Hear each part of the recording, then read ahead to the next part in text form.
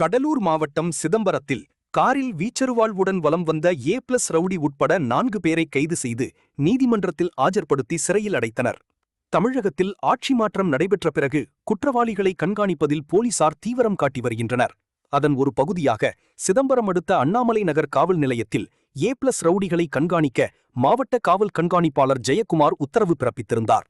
அதன்படி அண்ணாமலை நகர் காவல் நிலையத்திற்கு உட்பட்ட பகுதியில் உள்ள ரவுடிகளை போலீசார் ரகசியமாக கண்காணிப்பு பணியில் ஈடுபடுத்திருந்தனர். இந்த நிலையில் அண்ணாமலை நகர் காவல் ஆய்வாளர் அம்பேத்கர், உதவி காவல் ஆய்வாளர் மகேஷ் உள்ளிட்ட தலைமையிலான போலீசார் வல்லம்படுகை சோதனைச் சாவடியில் வாகன தணிக்கையில் ஈடுபடுத்திருந்தனர். அப்போது சந்தேகத்திற்கு இடமான முறையில் சீர்காழி நோக்கி சென்ற கார் ஒன்றை நிறுத்தி சோதனை செய்தனர். அதில் பிரபல ரவுடி லிஸ்டில் இருக்கும் முக்கட்டு முருகன் ஏ பிளஸ் ரவுடி மற்றும் முத்துகிருஷ்ணன், ராமஜெயம், கார்த்திகேயன் உள்ளிட்ட 4 பேர் இருந்தனர். வாகனத்தை சோதனை செய்தபோது அவர்கள் மறைத்து வைத்திருந்த வீச்சறுவாள் ஒன்று பறிமுதல் செய்யப்பட்டது.